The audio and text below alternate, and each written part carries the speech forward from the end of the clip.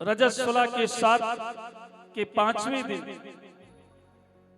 के बाद सफेद आंकड़े की जड़, सफेद आंकड़े की जड़, श्वेत मदार का जड़, ऐसा बोल। 7 बार भगवान शंकर भगवान के शिवलिंग को के पास लेकर के जाके 7 बार घुमा दीजिए। सफेद आंकड़े की जड़ को लेकर के थोड़ा सा जाकर के भगवान शिवलिंग के पास घुमा दीजिए और उसे लाकर के किसी लाल कपड़े में, सफेद कपड़े में कमर में बांध लीजिए, कमर में बांध लीजिए। और बांधते समय भगवान मां पार्वती को प्रणाम करिए, मां पार्वती को प्रणाम करिए। मैं सत्य बताऊं, 5-6 महीने में ही पूर्ण बच्चे की कृपा होगी, पूर्ण बच्चे की आगमन की कृपा हो जाएगी।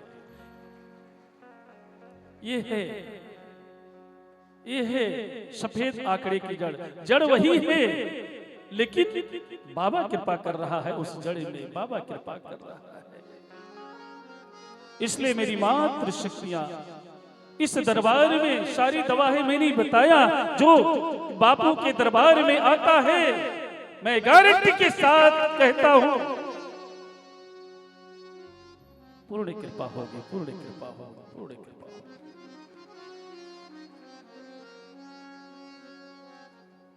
और मैं बताऊं भगवान की कृपा से कितना बड़ा बीमारी हो, कितनी बड़ी बीमारी हो, कभी कभी होता क्या है, बच्चेदानी में गांठ हो जाती है, कभी कभी बच्चेदानी में गांठ हो जाती है, डॉक्टर कहता है ऑपरेशन नहीं हो पाएगा, बच्चेदानी निकलवाना पड़ेगा। इसका इलाज बाबा के दरबार में है, इसका इलाज बाबा के दरबार में है। कैसे भी ऐसी समस्या हो, यह उपाय करें। गाय का गोबर सूख जाता है, कंडी जिसको कहते हैं, गाय का गोबर सूखने के बाद उसे राख कर लीजिए। राख करने के बाद किसी मंदिर में जाकर के देवालय में उस राख को स्पर्श कर दीजिए। स्पर्श करने के बाद भगवान की कृपा से, और वो भी देसी गाय का हो, ध्यान रखिएगा, देसी गाय का भस्म हो, और दिन सोमवार हो, एक डिब्बे में ले जाकर के भगवान के चरणों में रख दीजिए। भगवान की कृपा से अपने उदर में, उदर जानते हो ना, उदर में लगा लीजिए उस भस्म को। रोज सोमवार से प्रारंभ करना है। कैसे भी गर्भाशय में समस्या हो, गांठ हो, डॉक्टर कहता ऑपरेशन करना है, उस भस्म को लगाने के बाद अपने आप वो बीमारी दूर हो जाती। कैसा भी ऑपरेशन हो, नहीं कराना पड़ेगा प्यारे, ये भगवान की कृपा है। देखिए डॉक्टर भी जब ऑपरेशन करता है तो मैं ऑपरेशन कर रहा हूं, लेकिन भगवान पर भरोसा करो। इसलिए मेरे माई बाप, तुम परमात्मा पर भरोसा करो।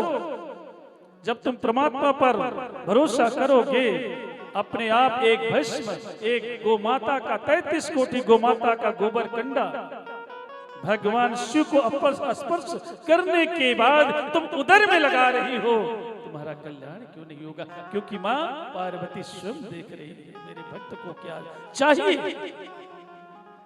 यह है शिव की कृपा।